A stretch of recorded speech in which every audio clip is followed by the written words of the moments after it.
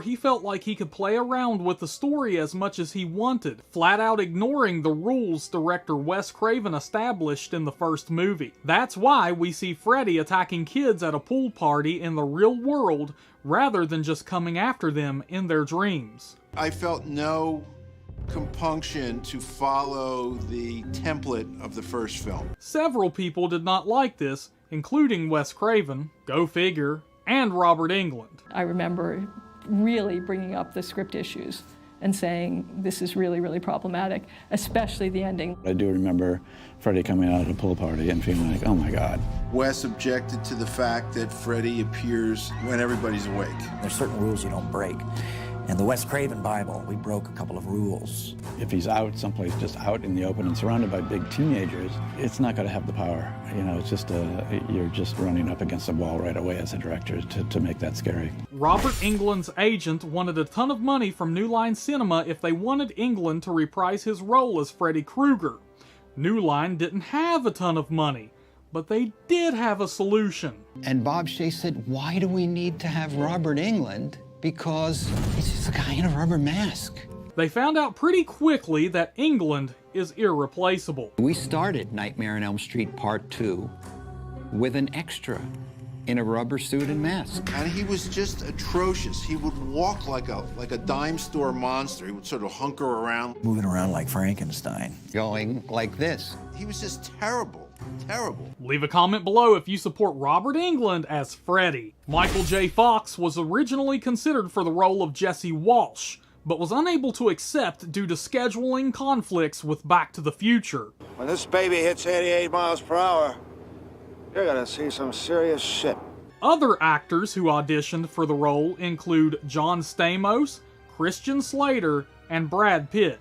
Have mercy. Founder of New Line Cinema, Bob Shaye, originally wanted to play the role of Grady's dad.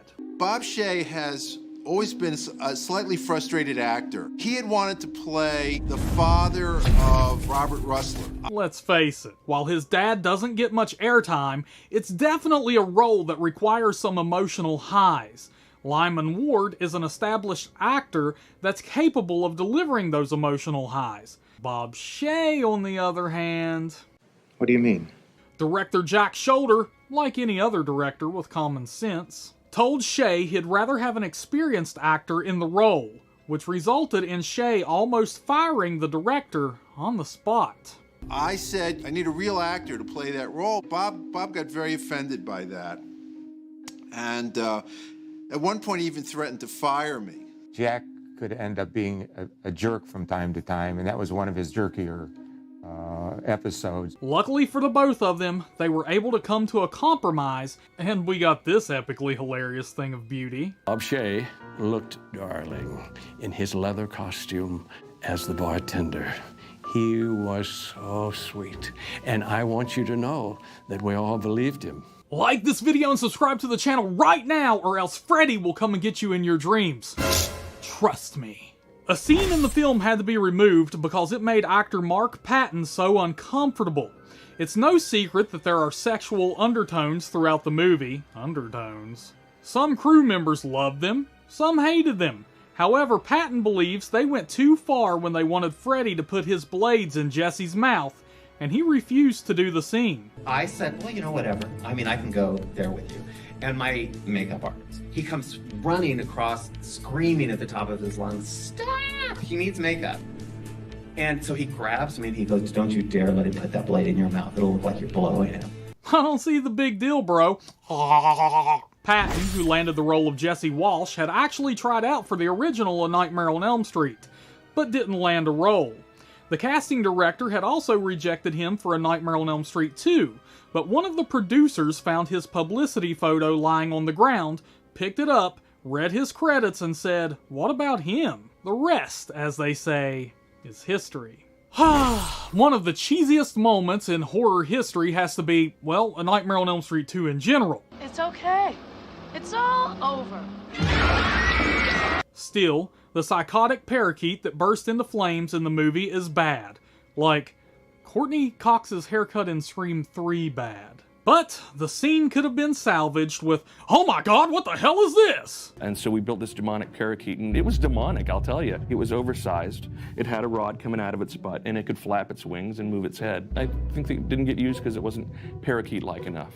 So, we got this dumb shit instead.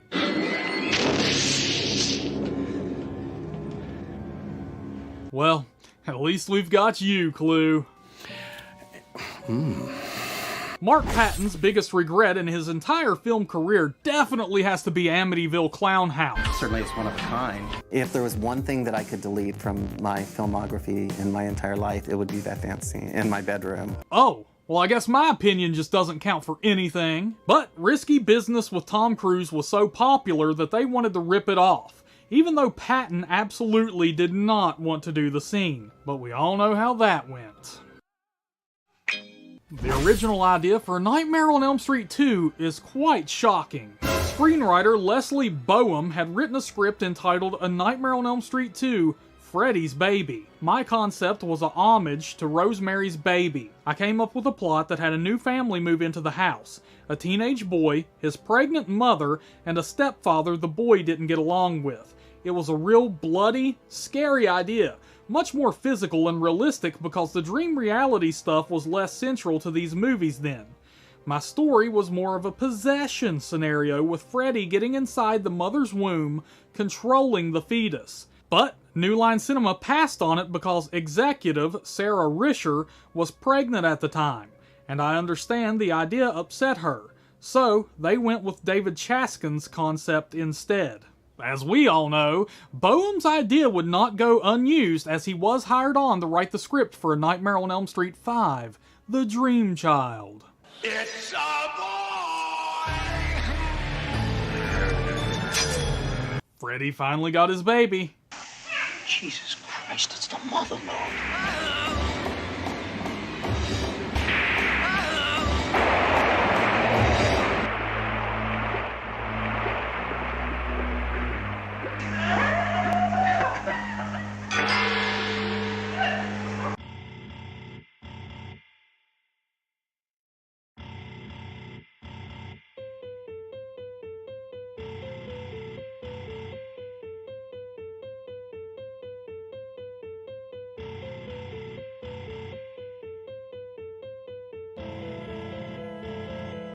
It's a common misconception that Dr. Loomis was brought back for Halloween Kills with CGI. It was actually just shitty practical makeup effects, which they had the nerve to brag about on Instagram. Did Michael kill again? Did Michael kill again? What's up, horror fam? Stephen A.K.A. Bojangles here, and well, those first responders just wouldn't let Michael Myers burn, so now he's back and seemingly badder than ever in Halloween Kills, which definitely lives up to its name. This time, Laurie is confined to the hospital. Huh, that sounds familiar. While Michael goes on a killing spree through Haddonfield. Let's take a look at 10 things you didn't know about the movie. Originally, there was a different ending attached to the film. After killing Karen, her phone would ring, Myers would answer, and Laurie would hear him breathing on the other end, before calling out her daughter's name. Coming to terms with what's happened, she grabs the knife Allison left in her room, and the camera focuses on the knife, like the ending of the previous film. So why was the ending changed? Halloween Ends is going to jump forward in time, and director David Gordon Green didn't want it implied that the next film would immediately pick up on the same night. Goodbye, Michael. This is the only Halloween film featuring Laurie Strode in which she and Michael share no scenes together. I'll see you in hell. This is the 6th time Jamie Lee Curtis has reprised her role as Laurie Strode, which means she now holds the record for the most appearances in the franchise. This title was previously held by Donald Pleasance, with 5 appearances. Jamie Lee is just a boss-ass bitch, bitch. She a boss-ass bitch. Lindsay Wallace may have escaped the original Halloween unscathed, but not this go-around. During their fight scene, actress Kyle Richards broke her nose. Ouch! In an interview with Variety, Richards admitted she didn't say anything on set because she didn't want to be replaced in the scene by her stunt double. During the interview, she also showed off her broken nose. Damn! She's a tough-ass bitch. She's a tough-ass bitch. Remember when I said Halloween Kills lives up to its name? Oh my god. Is it gonna work? Don't switch. I don't know why it's being a dick. There we go. What's up, horror fam? We're here, damn it. I knew we could get this to work, man.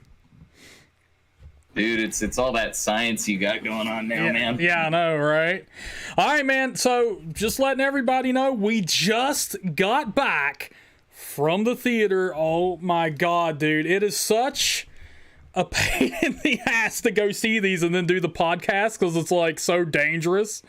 It's like I'm coming back and I'm dodging wildlife and shit. Like, but another thing, speaking of crap, another thing, I got sick while we were watching the movie tonight. So, dude, I think Scream 6, I think I'm one of the victims, man, of that movie, so... I think they did. I think they reached right through the screen to stab you. Yeah!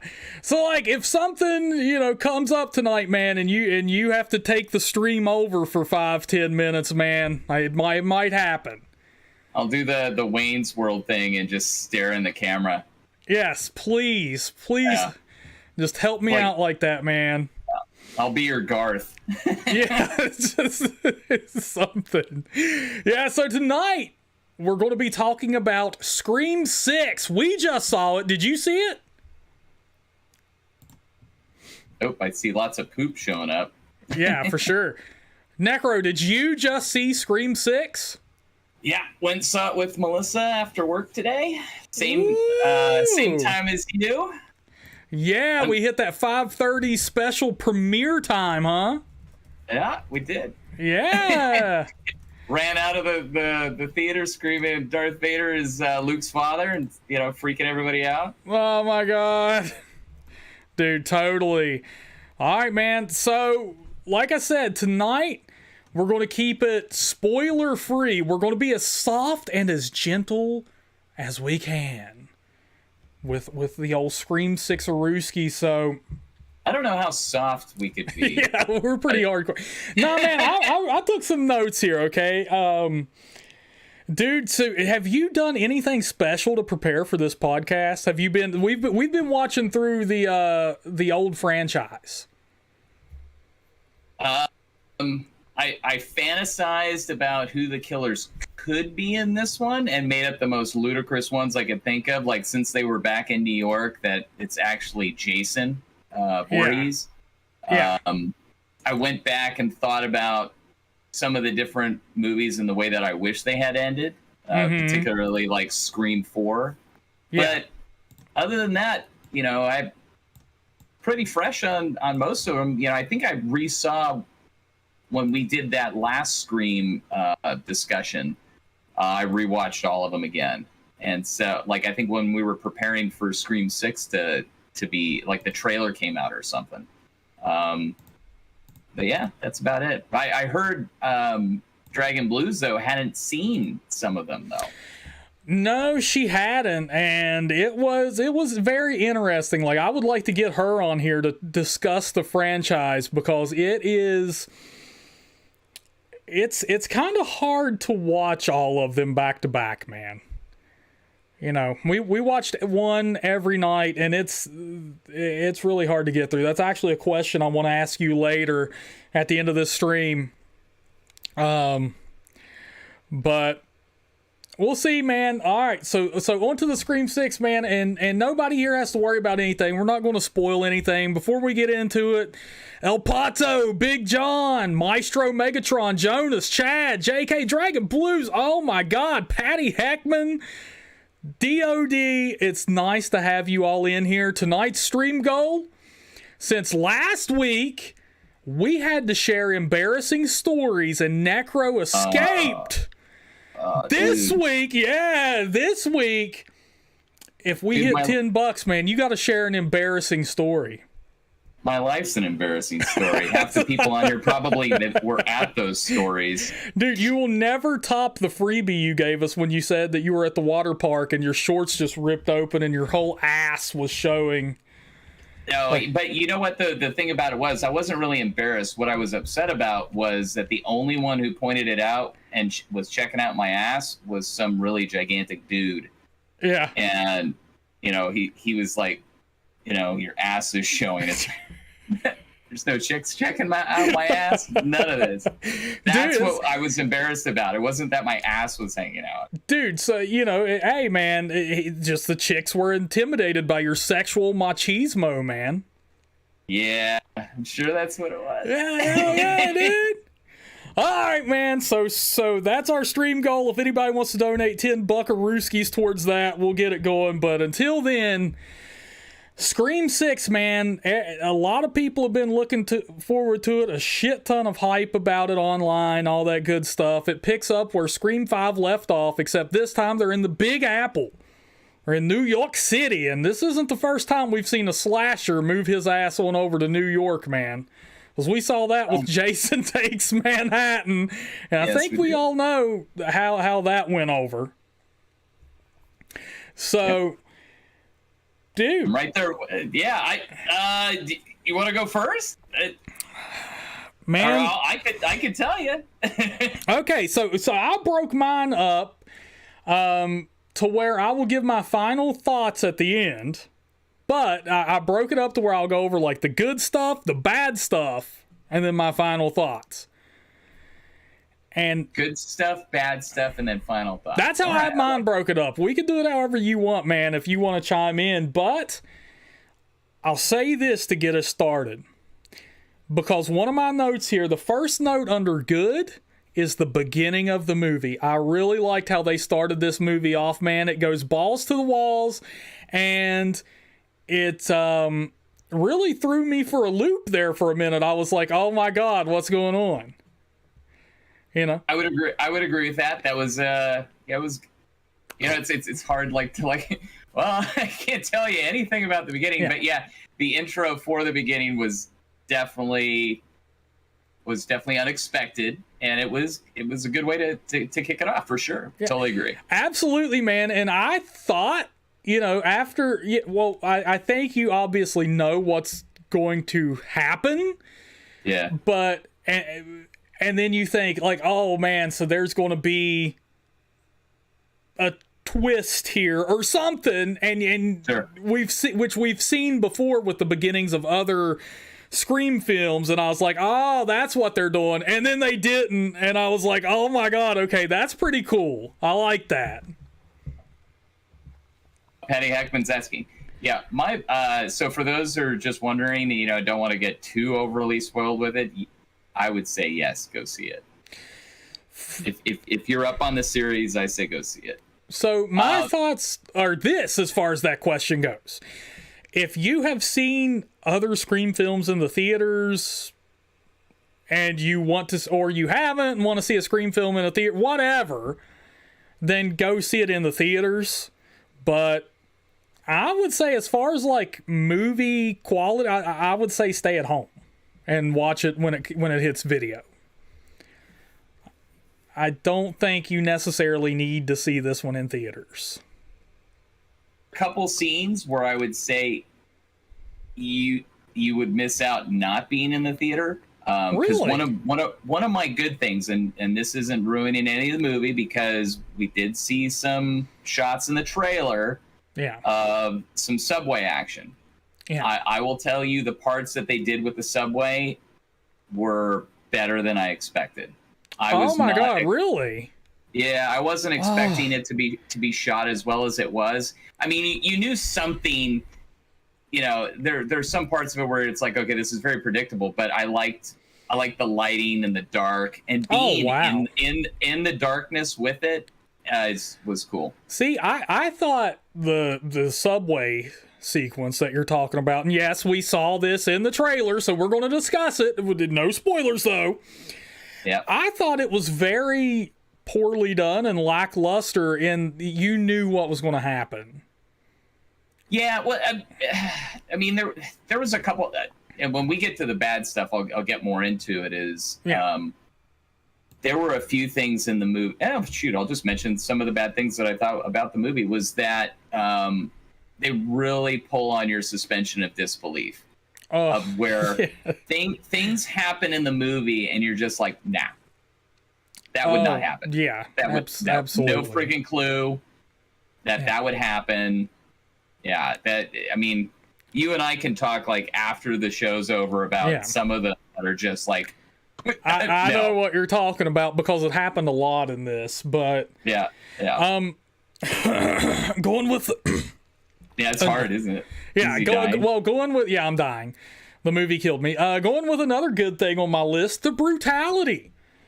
I really liked these ghost face killers, man, to a point. I will say. Wait a minute. Wait. Are your ghost face killers? Are you already spoiled? Maybe. What are we saying? No. You'll see very early on. Like, that's not a spoiler. That's not even a spoiler. That's the fucking intro of the movie. But no, I'm saying like the brutality, man, is off the charts, dude. Like, I really liked that. I thought they were very strong. Like they have a target in mind and go for it. Yeah, I would agree with that. And in fact, I feel like they stepped it up from other Scream movies. The intensity of all of the Scream movies in regards to the actual stabbings, to me, is some of the best in horror. I mean, I love the Michael Myers movies with those, but there's something, and maybe it's because of just the way that they shoot them. It's just, there's such an intensity and intimacy with the stabbings, but this one takes it to like a little bit of an over-the-top gore fest where I'm like, yes. Yeah. Thank you for doing this. Like, thank you for giving me something a little bit new to see, and a little bit just like the brutality of it. It's like, thank you for being brutal. Yeah, thank you. Samuel Stokes says it right there. Ghostface was very relentless in this movie. Ghostface brutality in this one, man, just off the charts. Yeah. And there was some funny moments I liked. Particularly with Gail. I'll leave it at that. I think, yes. Just to confirm, Gail is in the movie. Well, everybody, she's on the poster. Yeah, I mean, she's on the poster. She's on the cast list. And so with Gail, man, there's a really funny moment where I literally laughed out loud in the theater. And speaking of which, and this is a random little side note here. I don't know about your theater, but mine was pretty empty. And there were actually more people at the premiere of Cocaine Bear. Of course there were. Which was surprising as shit to me, but whatever. West Virginia, though, and bears and that's wildlife, true. maybe. That's true. I don't know. Our theater was pretty reasonably full. I mean, there were even some guys dressed up as Ghostface in the back row, which, oh my God, if I'd saw them like before the movie, or if they had walked around during the movie, I would have been like, this movie, I'm out. Yeah, that's badass, man. Kudos to those guys. I was hoping somebody would do that in our theater, but no. Now, I will say this. When we saw Cocaine Bear, it was loaded with old people. Like, we were the only young people there, really. And then in this theater, it was all young people. So, really. Do you think it's the Jenna Ortega thing? I mean, it's like, because with 5, who knows? Maybe there were people that saw that movie and never saw the originals, and they're like, oh, well, or they went back and watched them. I mean, I sat next to a young person, and they were giving me their theories before, and I gave them my totally outlandish theories, that I was hoping for that they were never going to happen. Oh, my God. Yeah. And there was one old dude who was there that we actually saw at the Cocaine Bear premiere. Nice. Same dude, same setup. I like it. Yeah, it's crazy, man. But yeah, so the beginning of the film was good. You know, a nice little introduction there. The brutality was great. And there were some funny moments, some laugh out loud funny moments.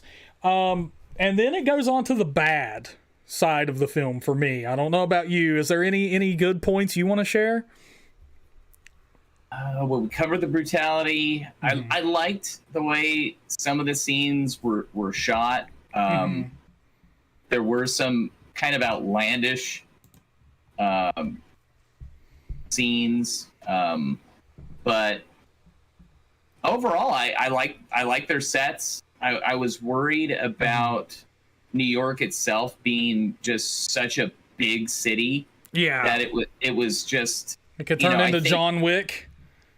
Yeah, I mean, I don't know. It seemed like something where they made New York feel small. Agreed. You know, it's like they did a really good job with making each location that they were in seem like the characters were kind of trapped in those locations where kind of Ghostface has the advantage. And that kind of added to the scariness of the movie, or where just added to the intensity. Whereas New York's a big city, you know. Yeah. They could run 3-4 blocks away. They could, find a cop somewhere. I mean, it's really not a location where I would think, a guy running around with a knife would do really well for himself. On a regular basis. But, they also timed it well too with that it happens around Halloween. Yeah. All right. So that was, yeah. I want to show of hands right now in the chat. Who went and saw this movie tonight? I was going to say, there's 6 of us on. Oh, we got one who hasn't.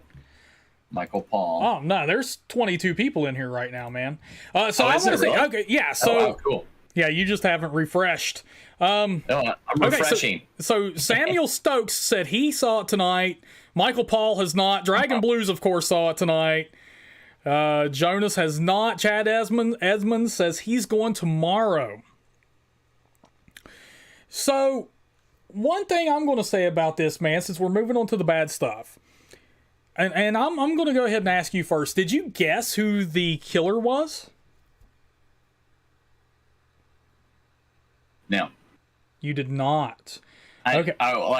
Because you do know, because I told you what my theory was, and I will not tell it to anyone else here, because in case anyone else has a weird effed up head like I do. Go ahead. I mean, hell, it doesn't matter. I mean, I know your theory. It's a theory. No. Okay. Yeah, well, because somebody else might be thinking it too. There's some mention of that comes up in the movie, and then I was like, okay, it's not going to be them, and I just looked at it and said, I went into it just like one of the characters in the movie. I had no freaking clue, I just went with it. Yeah. Okay. So that's a no. You didn't guess who the killer is. Did you? Yes. Me and Anna both guessed who the killer is. Okay, cool. And very early in the movie, and I will also say this, and this isn't a spoiler, because, I mean, this is how all of these movies are set up. The twist, because it's always a twist who the killer is, blah, blah, blah, was horrible. The motivation for the killer was... You gotta stop. You can't go too far with that, okay? Yeah, you can't. I'm not spoiling anything, but I'm saying, okay. I mean, all the killers since Scream 1 have had motivation of some sort, even if it's fucking lame. This one, the motivation, but behind everything is terrible, man. What do you think about that? Did you think the killer's reasoning was solid?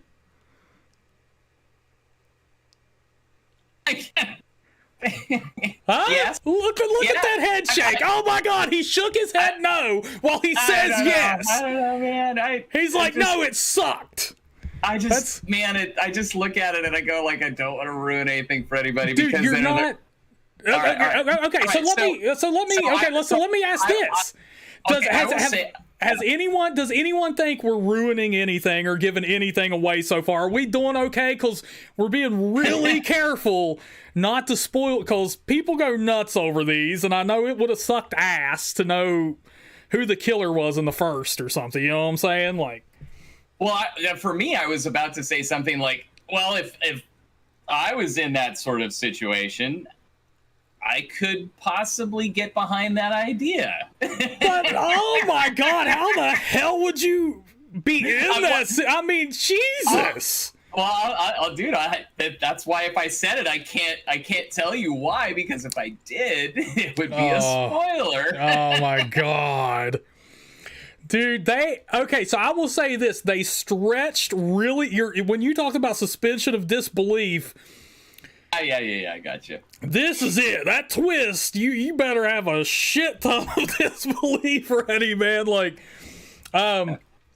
okay, so I will say, go ahead.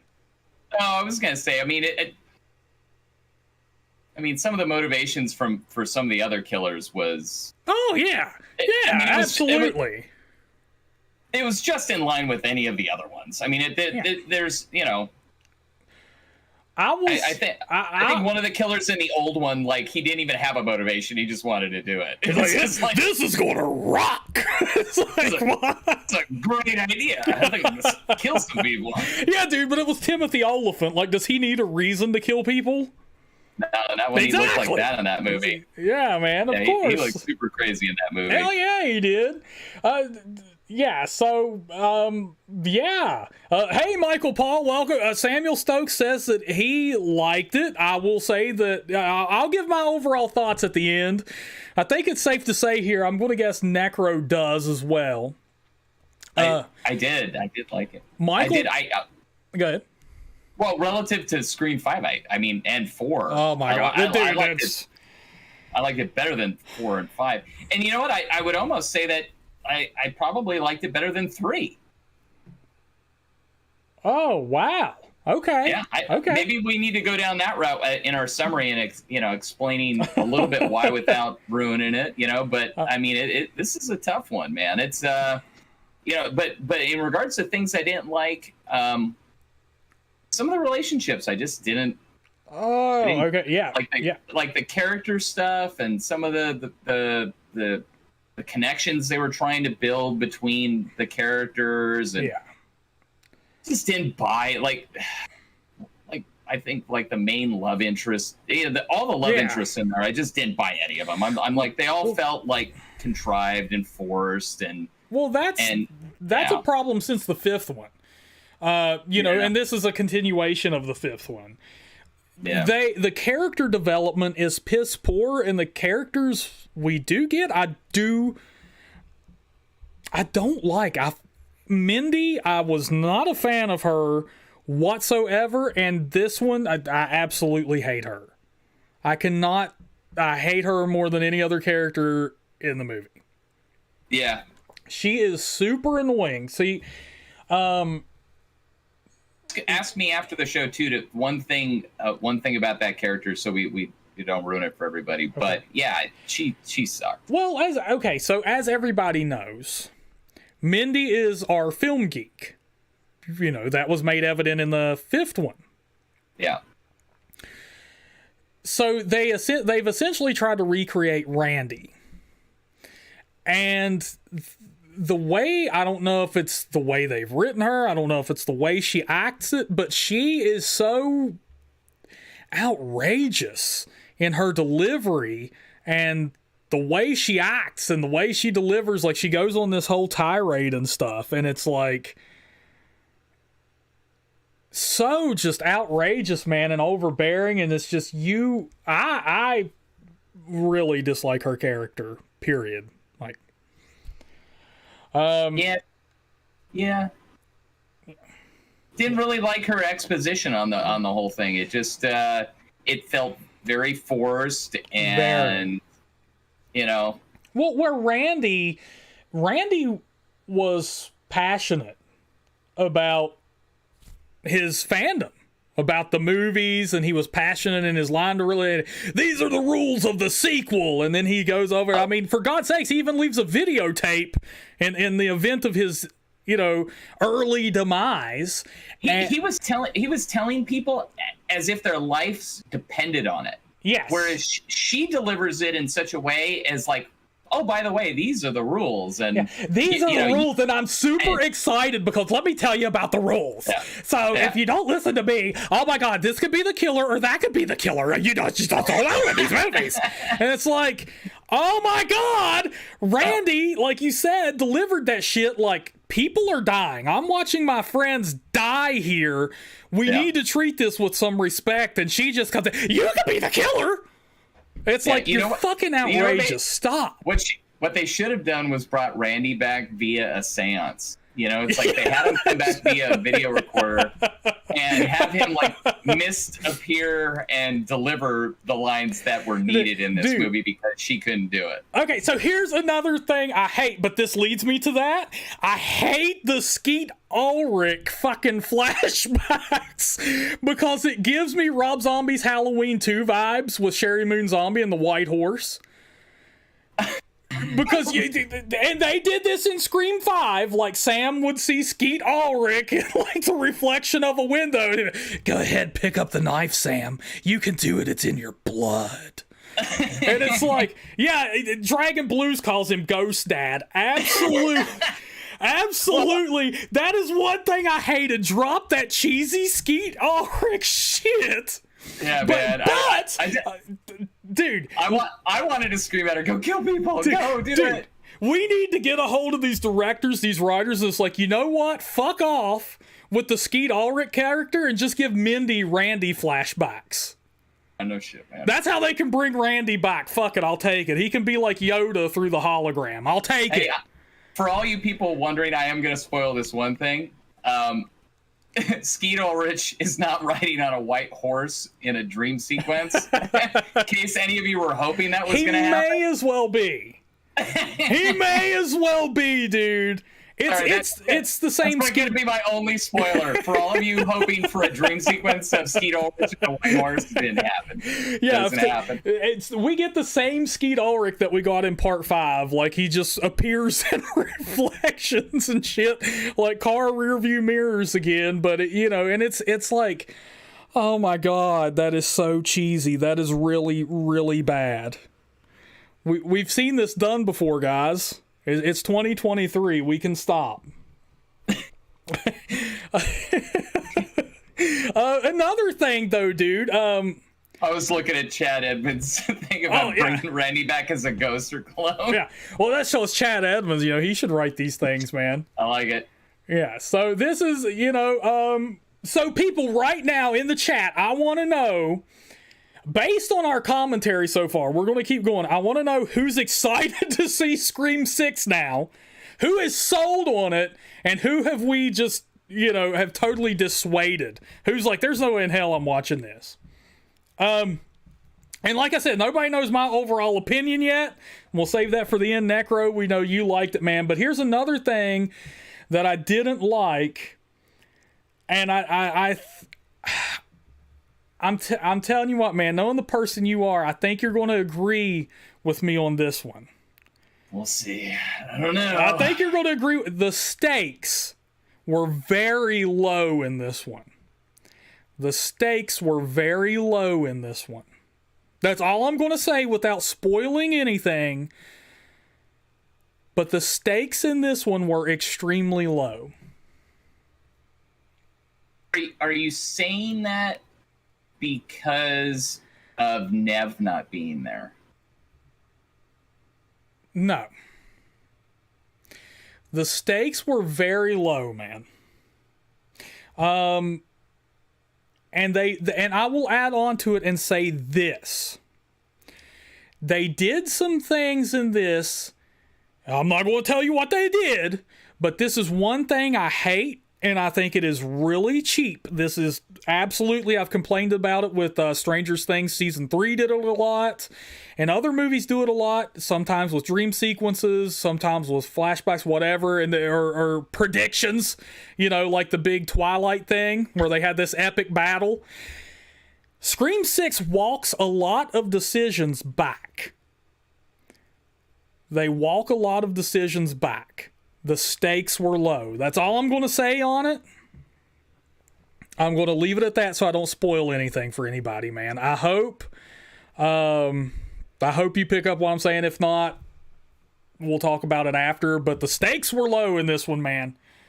And Well, they walked some decisions back. Yeah. No, I mean, I don't really have any attachment to the characters anyways, so it's, I don't know. Yeah, But I mean, I've told you before that I thought in Scream 4 that actually the killer should have won and everybody should have, all the main legacy characters should have died. But I mean, think about what happened by the end of the movie. And think about what truly changed, like what changed in that group of characters. No, I get what you're saying there. Okay. I get, but you only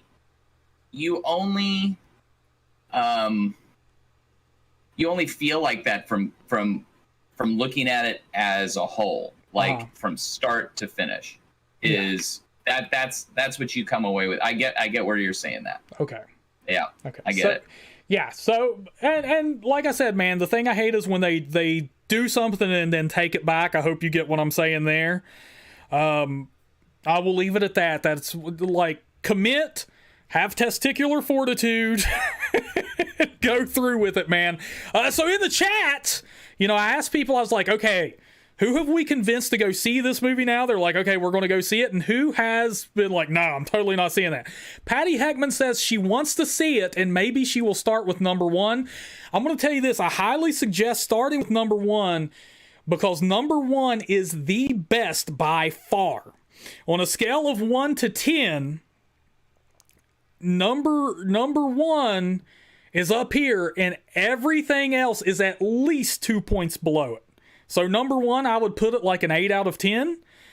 Everything else, the best you're going to get out of the series after that is a 6.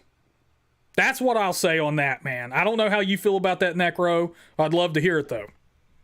Yeah, I mean, 1 is the best. I mean, it's all downhill from there. I mean, it's just kind of like, I think number 2 gives you some good shocks that are like, oh my God, I can't believe that just happened. And the way it happens, like when Randy dies.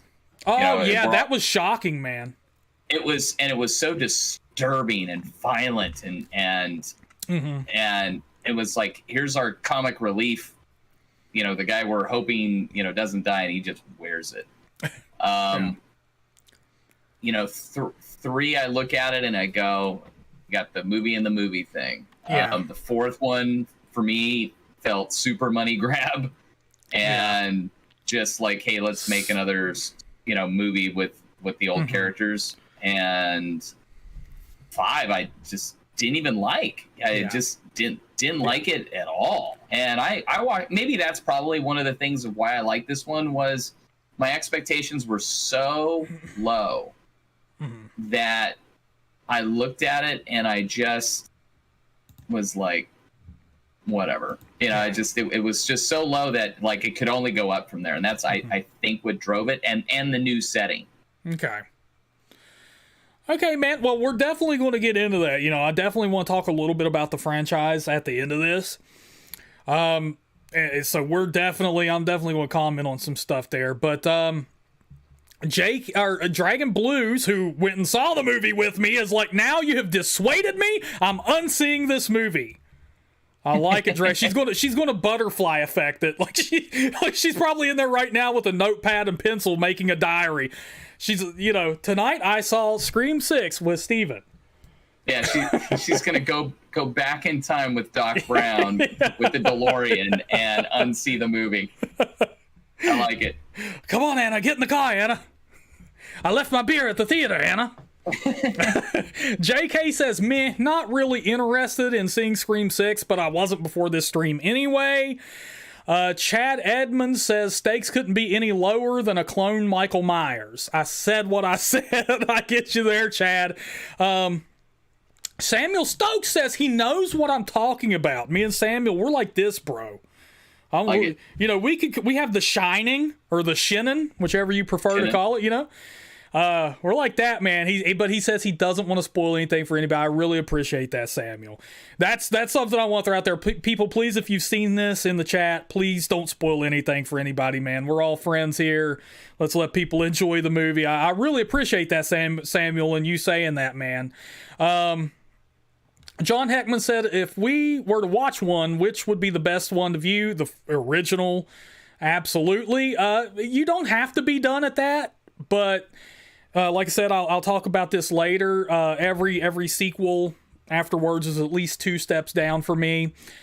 Chad Edmonds asked an interesting question. Was Neve Campbell really missed in this movie? I don't think so, man. I don't think she would have added anything. And the Scream, she didn't add anything to Scream 5. Agreed. And it was actually pointless for her to show up in Scream 5 now that she's moved on and have children. There is no one who has moved on. They're married. They have children. Their asses are flying to China, man. And there's no way she would have shown up in 5. There's no way. I mean, they even show you in the beginning of that movie that she's pushing her baby in a cart, or a stroller. Whatever the hell those things are called. Dragon Blues in here hitting me with intimidation. Oh my God. Okay, and we are going to go ahead and get back into discussing Scream 6 here after reading those comments. But hey, keep them coming because we will get to them, my friends. I want to see that chat popping, baby. We got 40 million people in here tonight. I want to see every single one of you telling me hello, I'm pretty. All right. Okay, dude, now here's a rare complaint for me. The sound design in this movie was weird. It was actively bad. Because, and I'm going to say this, man, I don't know if you caught this, but at one point, the power goes off, and we all know what sound they use for power going off in movies now. It's like a drone. It's like, boom. Yeah. Whoever did their sound design was shitty enough to use the same fucking sound 3 times in 1 minute for different shit. Yeah, there you go. Did you catch that? No, but what I did catch, though, was different, like Walla in the background of where they would throw lines in the background. Yeah. that really kind of suck you out of the moment. Like, you start to realize that, oh, okay, we're watching a movie now, and this is all going to end up well. They start mentioning, like they have sounds from the other movies that play. I don't know. It's just like, it was so cheesy at the part of the movie that it was, and I was just like, stop. It just, come on. Yeah. You're taking me out of it. Yeah. Yes. Oh my God, dude, the chat is going absolutely crazy. Daughter of Death is pretty. Dragon Blues is pretty. Patty's pretty. Chad says, I've got a pretty mouth. I like it, Chad. Big lips, baby. You guys are all pretty.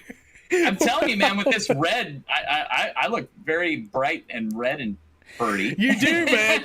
Dude, you show up, you're like a big raspberry. I just want to squeeze you and just... Dude, it's your fault making me wear the freaking shirt, man. Yeah, I made you wear the TalkHorror shirt, and then he throws a red flannel on top of it. It's like... Dude, I was cold. I'll take it off. There you go. There's for $1. We're gonna have to get you one of those sun reflectors, like. Dude, that's why I usually never wear red for any stream. It's just that new shirt that supposedly I ordered needs to show up, man. Oh my God. Okay, so to comment on that, people, horror fam, I have plans. We've had problems with our merch vendor. If you want to place an order through them, I suggest doing it right now. I don't know why the hell you would, because they're terrible about shipping times, man. You order a shirt, you don't get it for 2 months. I want my fans to be satisfied immediately. So we are actually moving vendors very soon. So good, because dude, I'm super unsatisfied. Yeah, I know you're so super unsatisfied, bro. Look at you. Look at you're so pissed, man. Your face is red. Face is red, and it's not even a drinking day too. You would think that I had had a few blue drinks in me, but it is Thursday night. Well, dude, I think what it is that nobody has donated $10 so we can get an embarrassing story from you. That's oh shit! Speak of the devil, man, look at that. We got $20. Here it comes. Here it comes, baby. An embarrassing story. Does Anna or Dragon Blues or anybody else want to suggest one of the stories that I'll share? I mean, pretty much anything that I do is embarrassing for everybody else. While you're thinking on it, I want to thank Patty and Big John Stud over there sending in 20 bloody bucks to make this happen for us, dude. That's badass, man. Yeah, badass. Thanks, guys. Thanks a lot. Hey, so dude, you got to come up with an embarrassing story. Everybody who knows Necro does. Jonas knows you now. Jonas, do you have any suggestions? Jonas probably. I could give you the two different women I tried to pick up on, while I was in West Virginia. Oh my God! Here we go. Or wait, or is that three? Does the bartender? Dude, well, there were two bartenders. Then there was the cashier, and then he tried to pick up on a crying girl inside of a gas station. So, yeah, not a story that embarrassed us, a story that embarrassed you. Dude, but I'm never embarrassed. So I mean, okay. I know you've done something crazy. I've done something crazy, but I could tell you that I wasn't really embarrassed about it. So it was more people being shocked that I wasn't embarrassed. So I didn't have a bathing suit for this one party. Yeah. So I was like, I'll just wear my boxers. Oh, so I take off my shorts, and I've got white boxers on. So So I go into the jacuzzi, and of course, there's a girl in there, and she starts to pass out. So I mean, she passes out in the jacuzzi. So I lift her out of the jacuzzi. Oh my God, you're a hero. And I carry her up to a bedroom, and I lay her down in there, cover her up, and I leave the room. Oh my God, Necro, this could have went really, really horrible, and Necro's like the ultimate white knight right now. Well, so it goes on that I proceed to not put any clothes back on, and my white boxers are all wet. Oh my God. People are pointing out that they're see-through. And I had carried her up to the bedroom, and yet I continued to just drink and don't put any clothes on. And people are continuously telling me, they're like, I can see everything. And I'm like, okay, good for you. If you like it, it was free at the time. Oh my God. So dude, it did get referred. I like how Necro. I like how you tell these stories that make you like a badass. You're like, I don't really have stories that embarrass me. But there was this one time, this girl was dying and I saved her life, and with my 300-pound bench press arms and. And then I walked down and everybody could see my 7-inch penis. My 4.5-inch, my 3-inch. My 7-inch penis was sitting atop of my gargantuous balls. And, I was really proud of myself, man. Really embarrassing, though. It's like, what? I mean, my reason for bringing up that story in particular is if that didn't embarrass me, I'm telling you right now, not much else pretty much embarrassing. Dude, I ought to set me up a goal and just sit over here and make me look good tonight. Like $1, Steve tells an embarrassing story, and I'll just be like, man, this one time when they tried to cast me for Rambo 7, and I can't tell you anymore, man. I mean, it's like that's probably what the thing I should have been most embarrassed about. That's it, $1. And Necro, man, they originally originally wanted me to be Ghostface in Scream 6, but they said they could see my junk through the Ghostface costume. So, just flopping around when I chase people. So, real embarrassing here. Well, I can tell one time at work, I was talking to a girl when I was in my early 20s. I told a girl at work that I really liked her, and someone overheard it and was making fun of me for it, and I felt like I was back in friggin' grade school.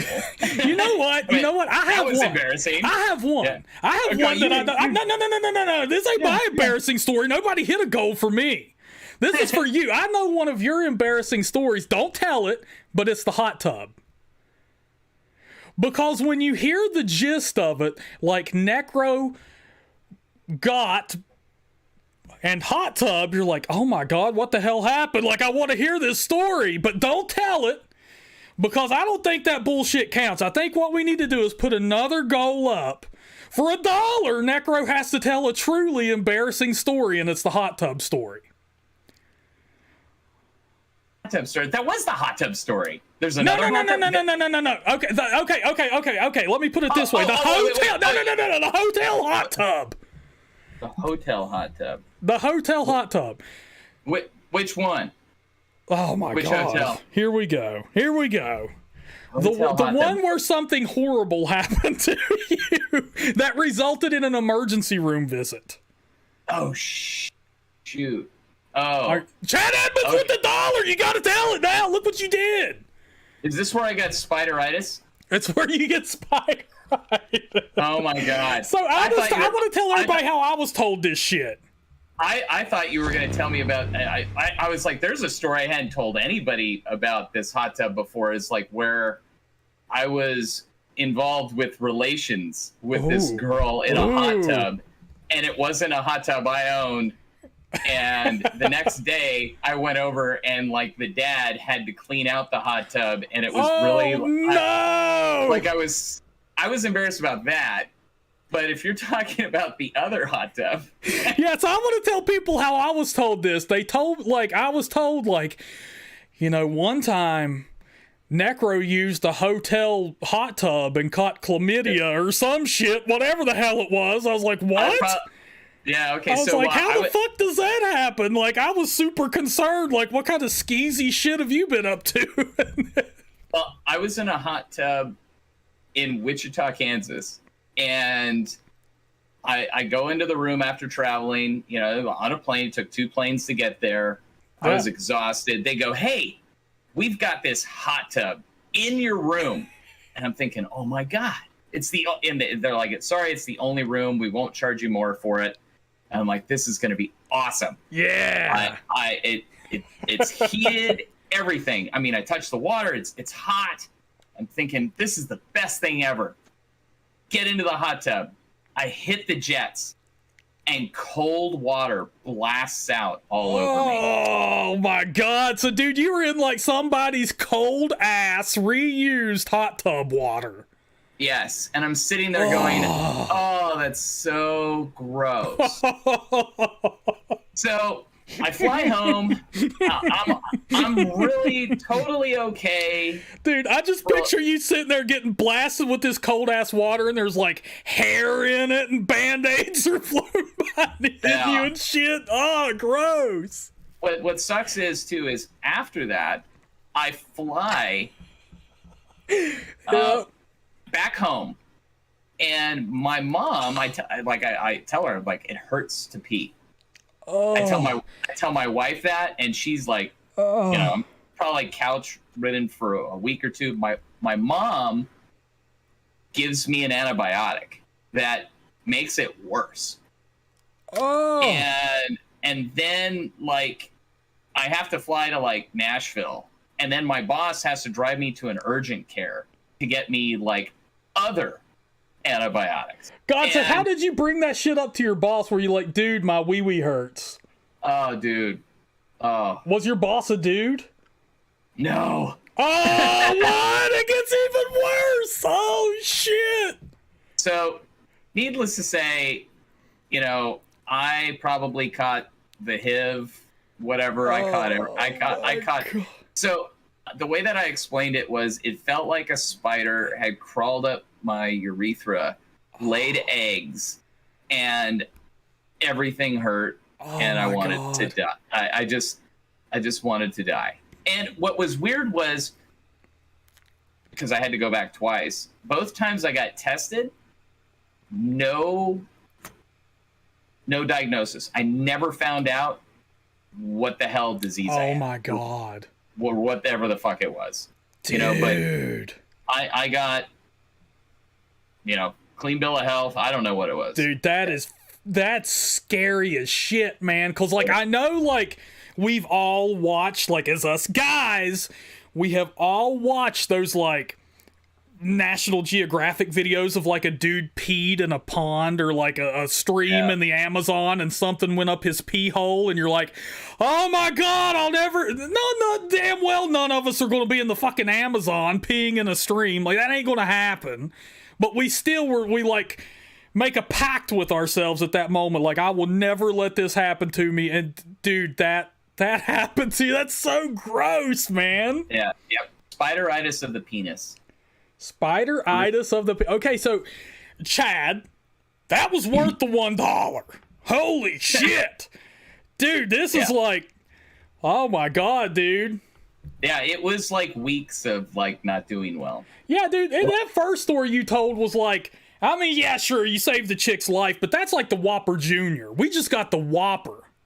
Oh, dude, I got a worse one. Is for that's more money. What are you talking about, dude? We'll have to save that for next time. I actually just remembered, something else too. Was wait a minute. You just said that's not even the worst one? Well, I mean, if a story revolving around my penis, I notice that every story kind of revolves around my tiny penis. It does. That's what Jonas was even saying, that you were trying to pick up chicks for him while you were here, and you totally were. For sure. It was all for Jonas. Yeah. Hey, thank you, Snake. Thank you, man. Join us. I like to see it. Horror fan bound, baby. All right. I guess we'll get back into the movie, but oh my God. I'm kind of shook right now. I mean, I think I'm kind of done with the penis stories for tonight. That's yeah. Until I call you later, and I'm like, dude. So what was that story you didn't want to tell everybody tonight? Huh? Dude, it involves a diagram. Oh my God. Okay. Well, hey, that sounds at least like a $2 right there, man. Oh, for sure. Yeah, but the movie. The movie. Okay, so one more bad point for me, dude. We talked about the sound design where they kept, reusing shit. Dude, I'm going to say the cinematography was really very, very mediocre until the last shot. The last shot was an actual creative, nice shot that was, actually shocking by that point. The cinematography felt very much like a very, very Hollywood kind of movie. That's just very the Poltergeist remake, the Pet Sematary remake, or the A Nightmare on Elm Street remake. It looked like it was done by a robot. No, I got you, man. I mean, maybe that's one of the reasons. Maybe that was, along with my positive is they made New York feel small, but that also could have been what we were dealing with was that they were really small sets and small, 4 shots or whatever. Yeah. That they filmed it all on one half block or something. Yeah, there you go, Dragon Blues. It was dialed in. It totally was. I mean, it wasn't bad, but it was very middle of the road. I don't even think we got a single establishing shot throughout the entire movie, now that I'm thinking about it. No, I don't think we did. No, exactly. Yeah, see, exactly. We didn't get one establishing shot. Yeah, man. But overall, so I'm done with my bad list. I'm done with my good list. To give a quick rundown, good was the beginning, the brutality, some of the comedic relief was good. The bad was Mindy. I absolutely hate her character. Guessed the killer very early on. The twist was bad. Very low stakes. The sound design was bad. I don't know how you reuse the same sound effect 3 times in a single minute to signify different events going on in the film. And the cinematography was very mediocre. But final thoughts, it was okay. It was better than it was bad. Was it better than 5? Absolutely. 5 is the first Scream movie to me where I would go below a 5. And it's the only one out of a scale from 1 to 10, 5 is the only one I would give it a sub 5 rating. That's all I really wanted to hear out of you. I just wanted to make sure you liked it better than 5. Absolutely, man. Where would you put? Okay, so tell me first, where would you put Scream 5 on a 1 to 10 rating scale, and then what would you put Scream 6 1 to 10? Hated Scream 5. I would put it at like a 3 or a 2. I hated it. Just hated 5. I didn't even torture myself to go rewatch 5 so I could like refresh my memory on what was who these people were in 6. Yeah. I want to know what the chat says too. What would you rate Scream 2022? I want to see what everybody says in there out of a scale of 1 to 10. But yeah, totally agreed with you, man. Scream 5 was absolutely a cash grab. It was really pointless.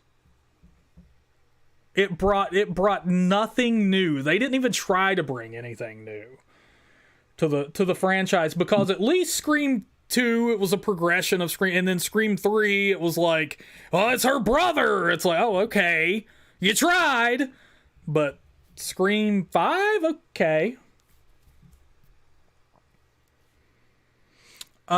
Chad Edmonds says, I would put Scream 2022 over 4. I hate the whole cousin reveal. I have a 4. I have 4, a 2 out of 10. Okay, damn. So 4 was his most hated. JK said he thought Scream 2022 was a 1 out of 10.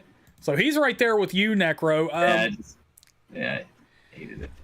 Yeah, Scream 5 is my lowest rated of the franchise. Dragon Blues is putting Scream 5 at a 3 or less. Samuel Stokes says he likes Scream 6 better than 5. Absolutely, man. Yeah. It just is. It's a better movie. Mm-hmm. And I think part of it is too, it's really moving on from the older characters, and you just get a new group of people. I think that for me was just refreshing. It's just not having to deal with, Sydney and crap, Yeah. So, this is a question that I asked Dragon Blues on the last podcast, and now I want to ask you. I saw someone say that Scream doesn't suffer from franchise fatigue like other slasher films or other horror films, and they compared it to like A Nightmare on Elm Street, Friday the 13th, Halloween, stuff like that. I disagree with that. I want to know where you are on that. Does Scream, as a franchise, suffer from just fatigue, man? You're just tired of it. It brings nothing new. Well, like Melissa said, it's a copycat. Yeah. Every friggin' time it's a copycat. Well, that's what I said. I believe it was yesterday. Yeah. I will not include 6 because no spoilers. But from Scream 2 through 5, we have had 7 copycats. You know what I'm saying? Yeah. I mean, that's kind of the problem is Scream's not really evolving from its, let's through the first 5 movies, it's got the same plot, the same thing ever. It's just different people are doing stuff, Yeah, man. So, yeah, so you say yes, it suffers from fatigue. Yeah, it's just, it's the same thing over and over again. It's just, you get, like in this one, you get different set pieces and different characters. And I think that's what's refreshing is that now you finally have different people of where they're trying to have like emotional attachments, and the legacy characters are just kind of like, I mean, I don't see it for them anymore. Like, I'd rather they were all gone, like, and we never saw them again. Agreed with you, but I will say that was a problem I had with Scream 6 was the character development.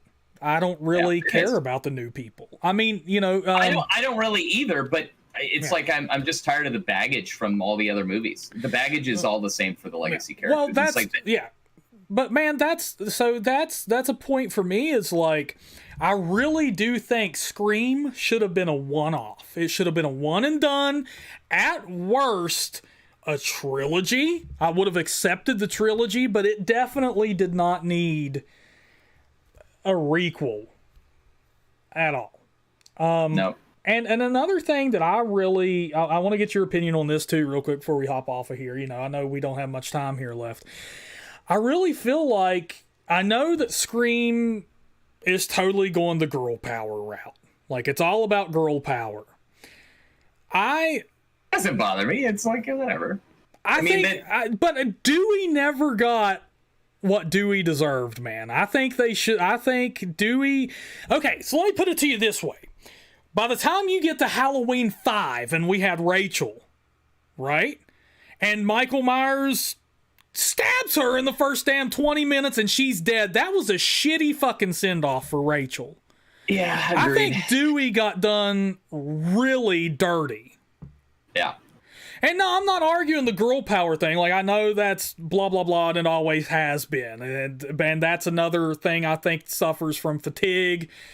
You know, I think we need to see some new stuff as far as that goes, because I'm sorry. Like, Jenna Ortega, Sydney, all them, you know, she has fought off multiple high school boys 30 different times and nothing changes. So I think it suffers from some fatigue there, man. But I think Dewey got done really fucking dirty in Halloween 5, man. I think he was worth more than that, and I think he deserved to be the hero at some point, man.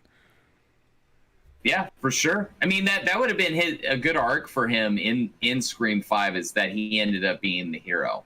Because, like, you look at Nev, you know, Sydney and Gail, and, you know, Sydney's arc was done. Gail never evolves. But Dewey, at the beginning of Scream 5, you know, he was an alcoholic, druggy in his trailer, washed up. Yeah, that's shitty to do to him, man. You know, Dewey has had like this love affair where he really wants to get the girl no matter what. He has sacrificed himself so many times. He has nerve that he almost died in like every film he's ever been in the Scream franchise. Yeah.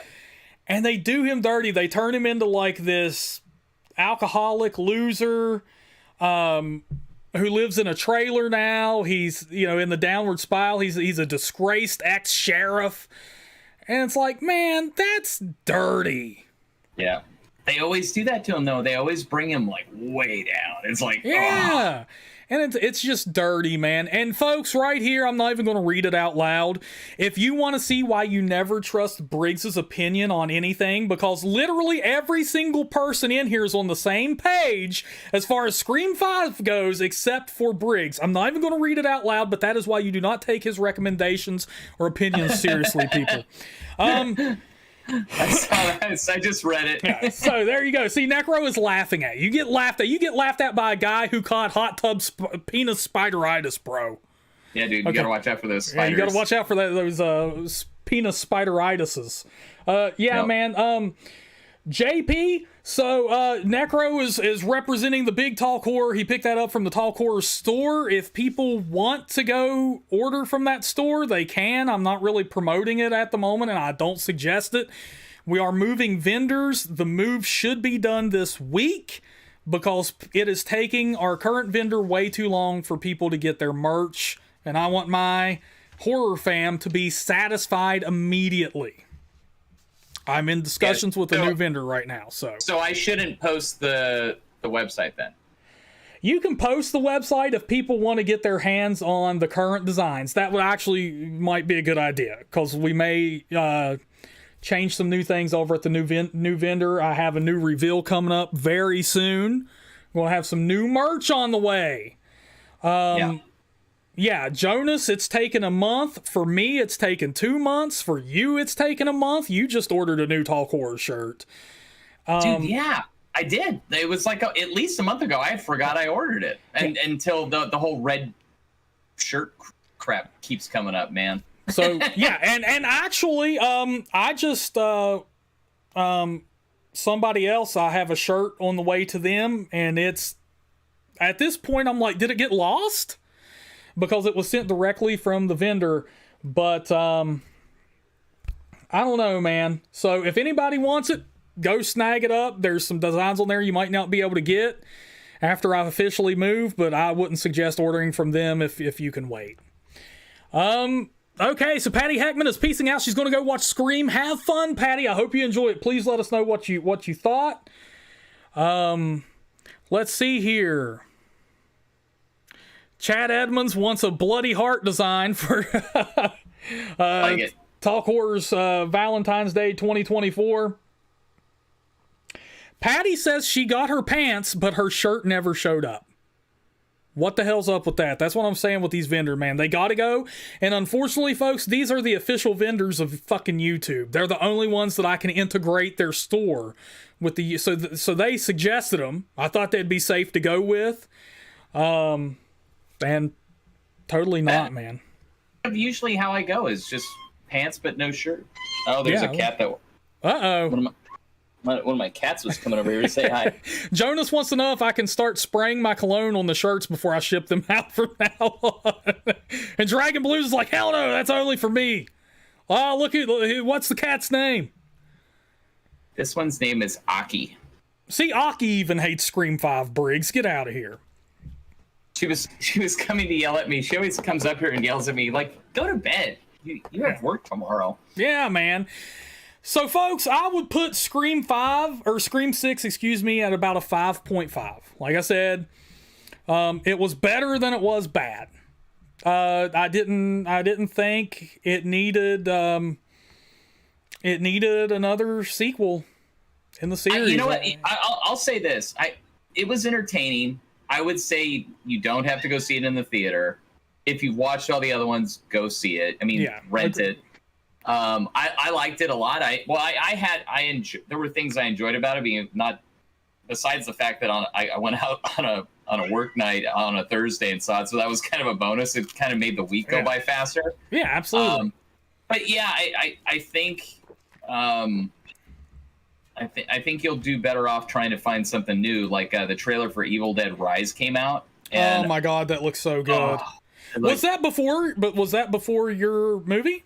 Yeah, that was the trailer we saw, and I'm like, oh my God, this looks so good. Why am I not watching that movie? It looks good, but they didn't show that before ours, though, which was really weird. What'd you get? I don't even remember now.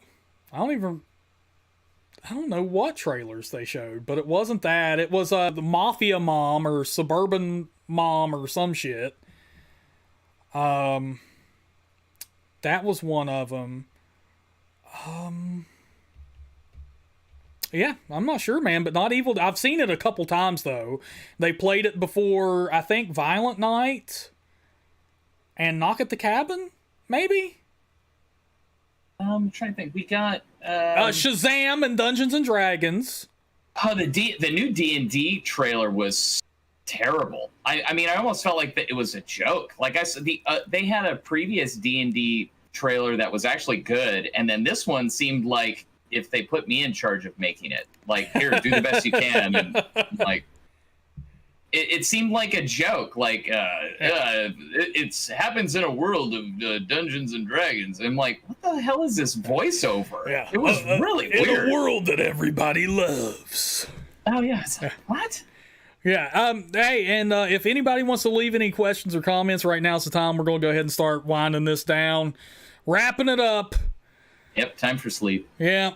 Yeah, DOD, totally agree with you. Support your local artists. Chad Edmonds is over there saying he's working on a Valentine's Day design. I would love to see that, Chad. Absolutely, man. That'd be cool, dude. Have some fan art submissions. That'd be badass. Dragon Blue says the D&D trailer was like a bad 80s trailer.